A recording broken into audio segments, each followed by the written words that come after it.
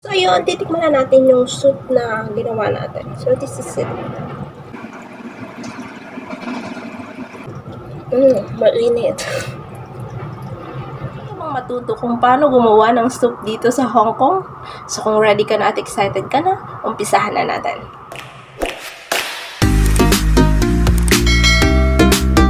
So in today's video, i-share ko sa'yo kung paano kami gumawa ng soup dito sa Hong Kong. So, madali lang naman ang mga soup na gagawin mo.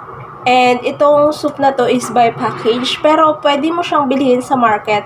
Kasi nasa market regions na to. And, ginawa ko lang para may guideline kayo kung paano nyo gawin to. So, napakadali lang.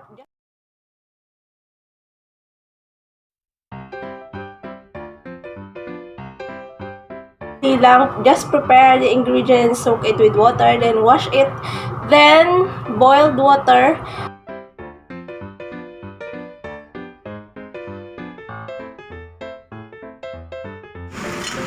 After that, pagkatapos mo na na-boil ang water, so pwede mo nang ilagay lahat ng ingredients. Then after that, 2.5 hours mo siyang isi-simmer.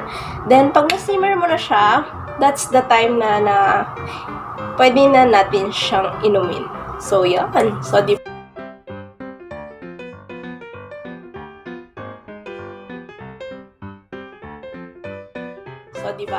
Ang soup na to is, ang kanyang lasa is matamis, pero wala kang nilagay na asukal dito. Only carrots and corn. Tapos, yung mga ibang ingredients kasi guys, matamis na sila. Hindi mo na sila kailangang lagyan ng condiments para pampa-add to taste. So, mismo ang lasa ng soup naturally on their own. So, nasa ingredients na lahat yung tamis, yung lasa. Okay? So, yun ang ating soup. Matagal lang mag-prepare ng soup, pero pag gawa mo na siya parate, madali na lang yun. Okay?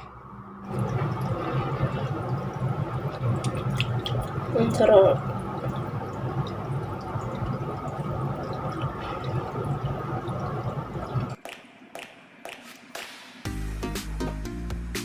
Ito lang ang video na to sa inyo. And if you do, don't forget to give me a thumbs up, subscribe to my YouTube channel, and hit the bell notification there so that I can update you for my new upload videos. At kung may mga katanungan ka na hindi nasagot ng video ito, huwag mong kalimutang mag-comment sa baba for your more clarification, suggestions, and some questions. Once again, this is Jen Villaluna, OFW here in Hong Kong, your friendly Pinay. See you on my next video.